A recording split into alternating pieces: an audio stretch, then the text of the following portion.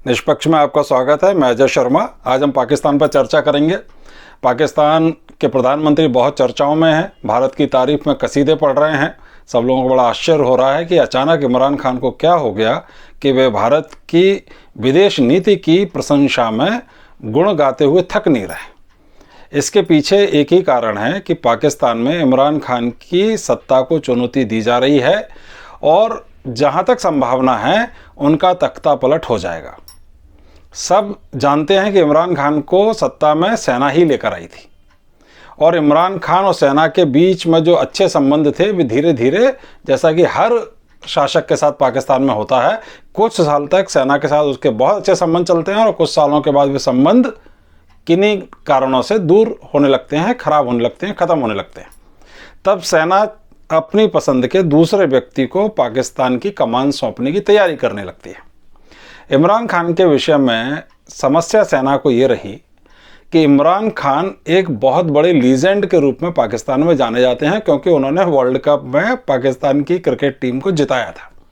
अब पाकिस्तान के वैसे भी कोई अचीवमेंट्स तो है नहीं दुनिया में, ना तो साइंस के क्षेत्र में कोई बहुत बड़े अचीवमेंट्स हैं, ना ही स्पोर्ट्स के क्षेत्र में कोई बड़े अचीवमेंट्स हैं। ले देकर क्रिकेट में एक बार विश्व कप का जो ताज पाकिस्तान को मिला तो उसके पीछे इमरान खान रहे और उसका ही फ़ायदा उठा के इमरान खान राजनीति में आ गए और जनता उनको एक बड़े अचीवर के रूप में देखती है। तो सेना ने भी इसीलिए उसके ऊपर हाथ रखा था और इमरान खान को वहाँ का प्रधानमंत्री बना दिया। लेकिन अब सेना में और इमरान खान में खटक रही है कई मुद्दों पर। एक तो आईएसआई चीफ, आपको याद होगा अक्टूबर 2021 में आईएसआई चीफ को बदलने के मुद्दे पर दोनों के बीच में काफ़ी तल्खियाँ बढ़ गई थी। और दूसरा एक बड़ा मुद्दा है कि इमरान खान के रहते हुए कश्मीर का मुद्दा पाकिस्तान के हाथ से बिल्कुल निकल गया। कश्मीर अब कोई इशू ही नहीं रह गया। भारत ने 370 हटाकर कश्मीर को पूरी तरह से इंटीग्रल पार्ट बना लिया भारत का, और इमरान खान की फॉरेन पॉलिसी बिल्कुल फेल हो गई। अब पूरी जनता ये जानती है कि इमरान खान के पीछे सेना है और सेना का हाथ होते हुए भी ये कैसे हो गया कि कश्मीर अब मुद्दा ही नहीं बचा। अब कहीं कोई भी कश्मीर पर पाकिस्तान का रोना सुनने के लिए पूरी दुनिया में कहीं कोई जगह ही नहीं बची है। तो ये कहीं ना कहीं सेना जो टिकी ही भारत के साथ वैमनस्य के आधार पर है। जब से पाकिस्तान बना है सेना ने उस पर कब्जा कर लिया और कब्जा करने के बाद पूरी सत्ता, पूरा अर्थतंत्र, सब कुछ सेना ने अपने हाथ में रखा हुआ है।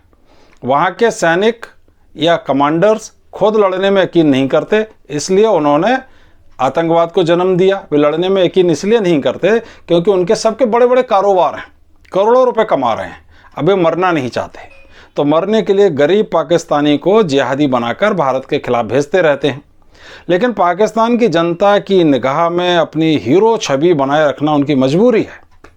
और इमरान खान के रहते हुए बालाकोट में जो एयर स्ट्राइक हुई, उससे पहले जो भारत की फ़ौजों ने घुसकर अंदर पाकिस्तान को मारा, उन दोनों स्थितियों में जो सर्जिकल स्ट्राइक हुई थी, उस सब से पाकिस्तान की जनता का मनोबल बिल्कुल टूटा हुआ है। अच्छा, इसके अलावा आर्थिक रूप से पाकिस्तान कंगाल होने की कगार पर पहुंच गया है। चीन का साथ उसे बहुत भारी पड़ रहा है। चीन ने लगभग पाकिस्तान को गिरवी रख रखा है और दुनिया जानती है कि चीन के चंगुल से बिना खुद को बेचे पाकिस्तान निकल नहीं पाएगा। तो स्थितियां बहुत खतरनाक हैं, बहुत भयावह है।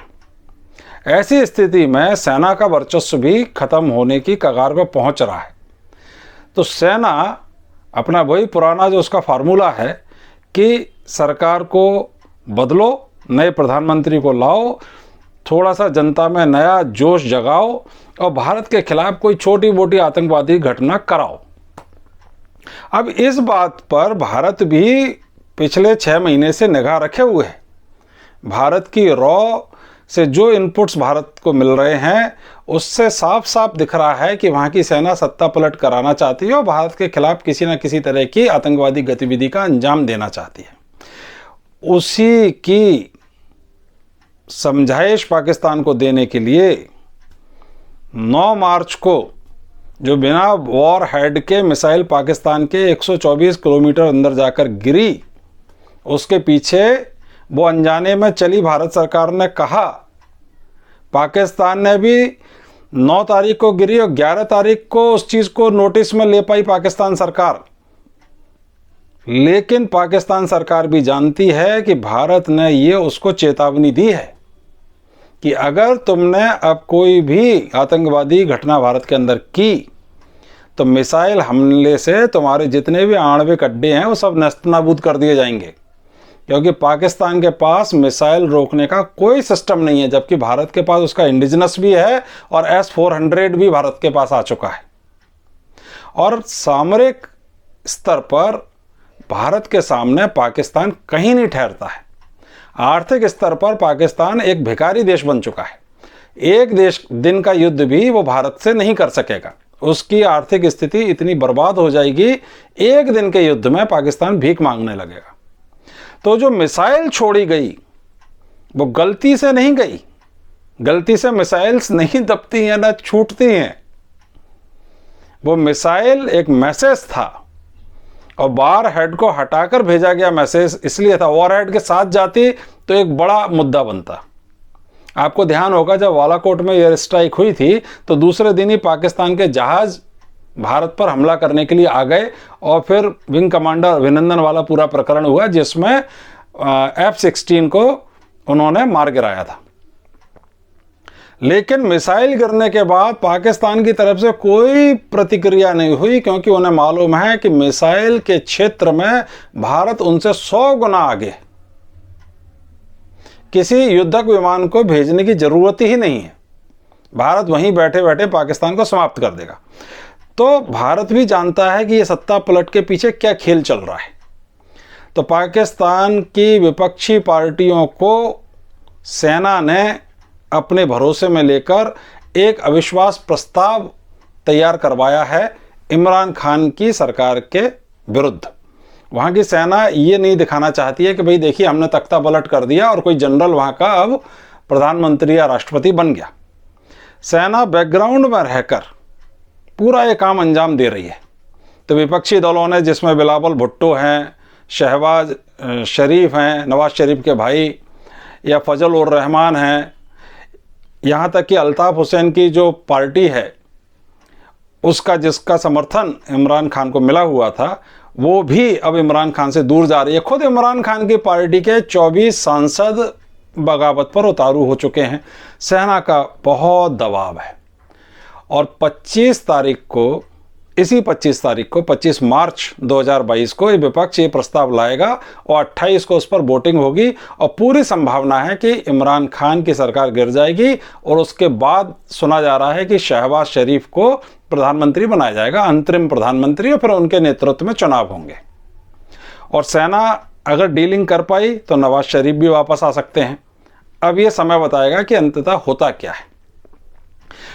इस पूरे दबाव में इमरान खान को भी पता है कि सरकार चली जाएगी तो भविष्य में अपनी राजनीतिक जमीन बनी रहे, वो चुनाव में अच्छे से लड़ सकें, तो वे भारत की तारीफ कर रहे हैं। ये बता रहे हैं कि भारत की फॉरेन पॉलिसी कितनी इंडिपेंडेंट है और पाकिस्तान की फॉरेन पॉलिसी कितनी डिपेंडेंट है। और इशारा उनका सेना की तरफ है कि सेना हमें इंडिपेंडेंट फॉरेन पॉलिसी नहीं चलाने देती है, क्योंकि भारत की सेना भारत के सत्ता में हस्तक्षेप नहीं करती है, जबकि पाकिस्तान की सेना सत्ता में हस्तक्षेप करती है, इसलिए पाकिस्तान ग्रो नहीं कर पा रहा है। तो ये सारी स्थितियां हैं।